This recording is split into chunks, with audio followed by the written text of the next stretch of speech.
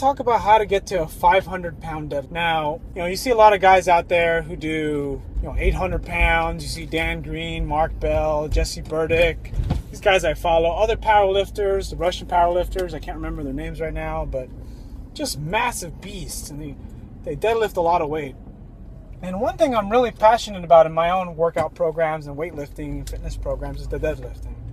I'll tell you why. The number one is because it's a good measure it's an awesome measure of strength. I mean, you either pick 500 pounds off the ground or you don't. I mean, obviously there's always a better way and there's always better techniques, and you use these to your advantage.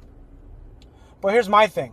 When I talk about the deadlift, I like to talk about it from sort of a beginner standpoint, because I train a lot of beginners and I'm really passionate about it.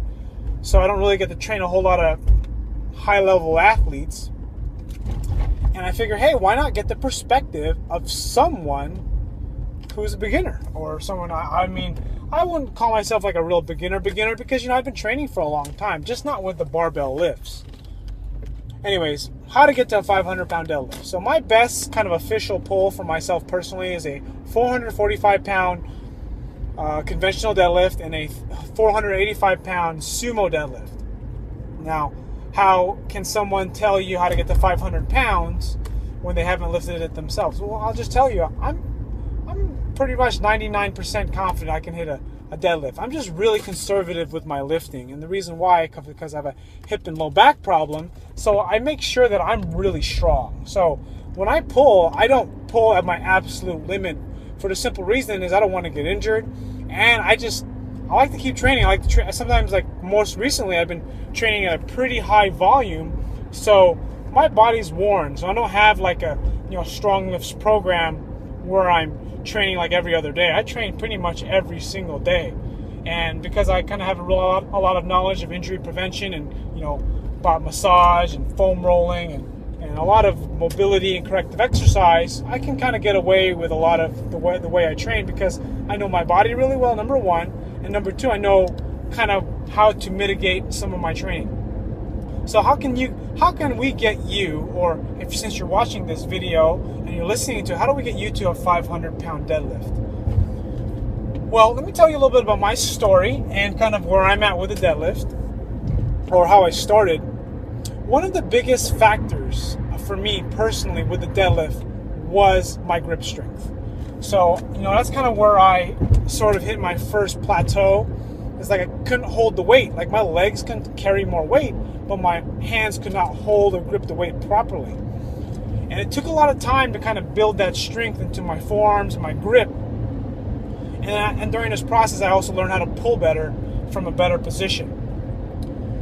So, kind of the first things is, I don't know where you're at. I don't know where you're at in this video, but I guess the people I'm trying to target is people who are barely pulling 300, maybe 3 plates, 315 pounds.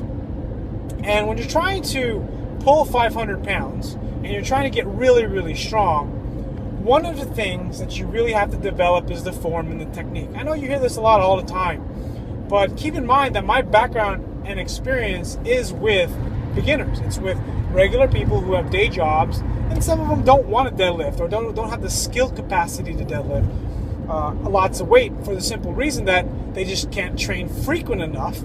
And most of these people that I work out and train are just regular people that are just trying to lose some weight and get in shape. They don't necessarily want to be massive beasts and can't be super strong. And for those that are watching this video and listening, it's going to be probably someone that's, if you are really serious about getting stronger and getting better and really getting some big muscles of your back and your hamstrings and glutes, you're probably a little younger. I mean, everyone's a little different, but younger as in like mid-20s, maybe early 20s. So when I talk about the deadlift, one of the first things is getting the technique and the form down. So what I like to do with a lot of beginners, and how I coach them, and kind of how I've recently been coaching myself or training, is just pull more frequently. Get better at the mechanics. Because typically, if you're used to, I'm assuming that you're pretty familiar with the bench press, and you bench press fairly regularly, or you do dumbbells, or you do, the traditional upper body, maybe the split routine, maybe legs one day, and then you have legs and abs maybe, then chest, and then you'll have chest and shoulders, and you have back and biceps or something like that. One of the things is getting the technique down. And the only way you're going to get better at deadlifting and pulling weight safely and with a strong back is you have to practice. So that means that you're not going to be able to, or I should say this, you shouldn't be pulling super heavy weight right away.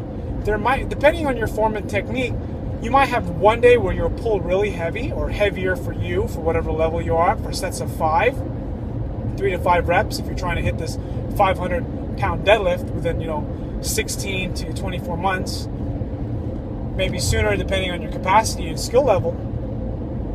But if you're trying to get really strong and get this 500-pound deadlift, what you're going to want to do is you're going to want to pull more frequent. So I like the idea of, and again, if this is because it's serious to you and it's important to you, I really recommend that you're deadlifting 3 to 4 days a week. Now, one day is heavy and the other 2 or 3 days are basically just skill. Like you're building the skill. Like, you play basketball, may not necessarily play a full game of basketball or a full game of football or a full game of baseball, but you'll practice and you'll run drills. And that's kind of how the approach that works best for a lot of people is to learn how to stay tight in the stomach, to stay tight and keeping the arch in the back, to stay tight in the core and activating all the muscles. And you can only do this with frequency, because as you get heavier in weight and you get close to 90% of your one repetition max, you're going to start to break form. And there's just kind of no way around that, because that's the nature of the exercise. Once you get closer and closer to your 1 rep max, form breakdown becomes more apparent, and then you increase your risk for getting hurt. Not to say that if you have a really strong lower back, you really don't have too much to worry about. But again, I'm very conservative with my lifting, and in the way I coach people, I'm conservative with the way that they should train themselves, because you don't want to get hurt, because if you get hurt, you're not going to be able to keep training. So one of the easiest ways, depending on your leverages, to get a deadlift is a sumo deadlift. And the reason why a sumo deadlift is effective for getting a big deadlift is you're able to use more leg drive, more quadriceps, more adductors, and you're able, under most circumstances, to stay more upright. Now, this upright position allows for less torque in the spine and allowing for better leverage. So it's almost like you're squatting the weight up. So that's kind of the first way to teach it, doing a sumo deadlift, because the position of the low back is easier. Because one of the things is, if you're like me, you may have a really, a very tight hamstrings or tight lower back, and what ends up happening is you round at the lower back. So when you go and grab the bar and you set yourself up to put a curve in your lower back, you're essentially stretching your hamstrings to set in position on a conventional deadlift, because your feet are straight and they're relatively close together. Whereas on the sumo deadlift, there's a little bit more forgiveness, where you can bend your knees just a little bit more, hold your body more upright, and keep a better curve in your back. So the reason for these ideas is that you're able to keep a stronger position in the midsection, the stomach, and the low back to be able to pull more weight. So that's the first. Those are the distinguishing factors between the sumo deadlift and the conventional deadlift. So again, going back to the topic of doing a 500-pound deadlift, it's not a bad idea to train both aspects, because you'll get different training effects to build your strength. You'll be able to, generally, for most people, pull more weight on a sumo deadlift, allowing your grip strength to get a better work capacity and a better lat activation with heavier weight, because the more weight you have, obviously, the more your lats, rhomboids, upper back, lower back have to work to stabilize the weight. And of course, just getting used to the weight.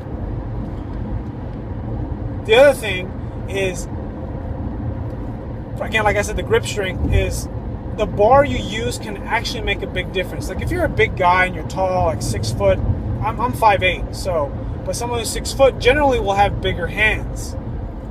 And when you have bigger hands, you can wrap your hand around the bar and get a bigger grip or a tighter grip, and it won't slip, or it'll take longer to slip and you lose your position.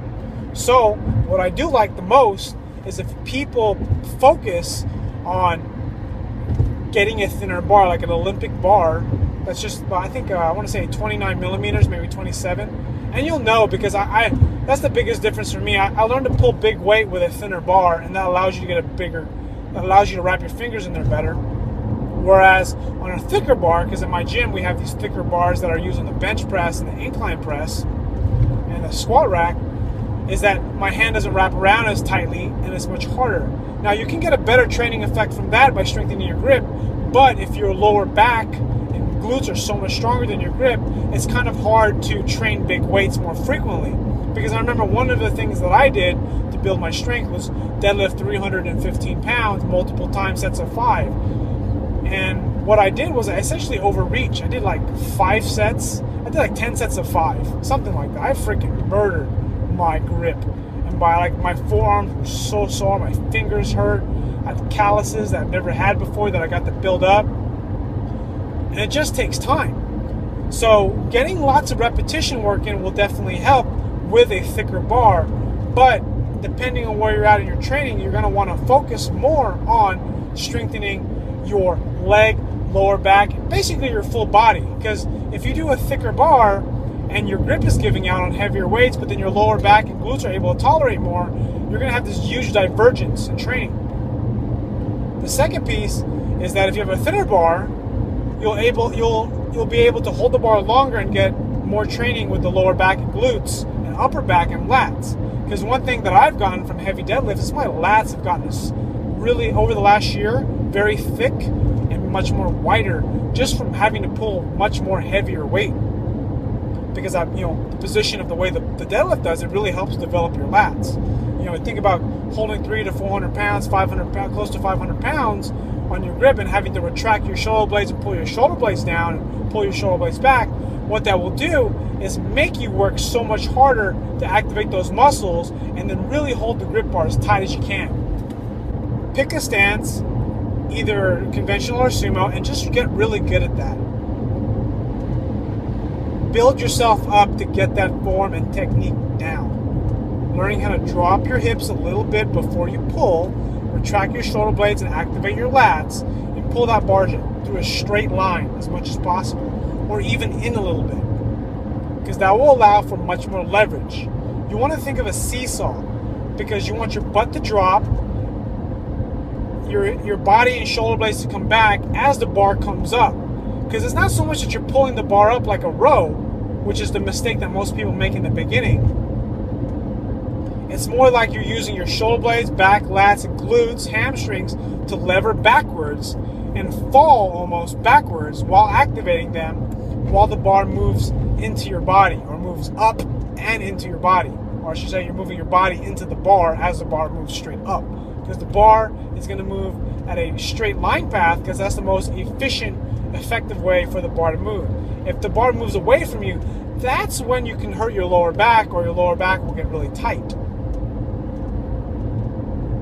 So it's my recommendation that you really focus on keeping the bar close. That's the reason why a lot of people who deadlift, where you see they'll have bloody shins because they're scraping the bar against their shins and they're ripping it up. And the only way that you're going to be able to get a good pull is if you get close to your shins. Now, luckily, for some reason, I haven't been able to. I don't really scrape my shins very often. Maybe it's because of my anatomy. I don't know what it is. But that's what you want. So if you don't like getting shin scrapes, it might be a good idea to kind of wear some sort of wrap around your shins, or socks, actually. I actually wear, some people wear like the shortcut socks, or the no-show socks. Wear some crew socks. I think that's actually the reason why I don't scrape my shins, because I wear crew socks. I just pull my socks up, and anytime that I had to scrape the bar against my leg, I've always had my socks there to protect it.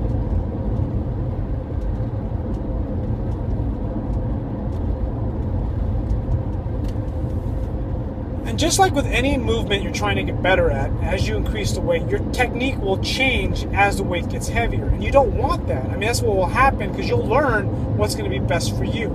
As you refine your technique and you refine your position, you're going to learn how to position yourself in a way to get the most leverage out of the weight. And that's something you're not going to get deadlifting once a week, unless you've been deadlifting for a long time. If you're new to deadlifting, and you've hurt your back before, chances are your hips shoot up too quickly and the bar moves away from you. And if you think about how the body's set up, if the bar moves away from you and your hips shoot up, there's more torque on the spine. And when there's more torque in the spine, obviously you're going to strain your erectors, spinal erectors.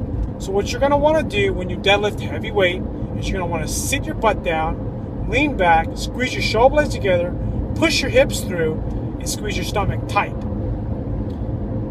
I was coaching a client today on a deadlift, and we've made some really good progress. And I've been training a lot of people for a while, and one of the kind of the epiphanies or kind of breaking points, or I don't know what you want to call it, is the bar pull time.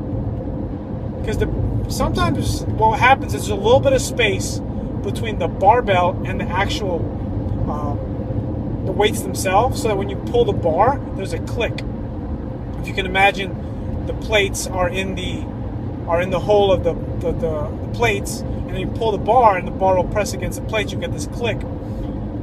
Kind of a good indicator, and a bad habit that I've had, I'll just say, it's like I'll pull the weights, it'll click too fast, and what will happen is you are not tight enough in the beginning. If you can imagine like a fishing rod, if you were to pull the fishing rod, if say the water is the line is in the water, and then you pull the rod up really quickly, what will happen is the line will bend. It'll bend really brisk. It'll get really tight, and the rod will round. And that's kind of what will happen if you do it too fast. So you want to make sure you're in a secure position to stay tight, so that way your body doesn't bend as much. So when that bar clicks, you want to be as tight as you can. So what I like to do, and what I like to teach, is to get people to click the bar and tighten up before they lift the weight. So it's almost like you're getting two pulls. You'll click the bar, squeeze your glutes, or activate your abs, set yourself up, tighten your stomach, position yourself, and pull really, really tight. And then pull your shoulder blades back. And in another video, I'll explain this situation.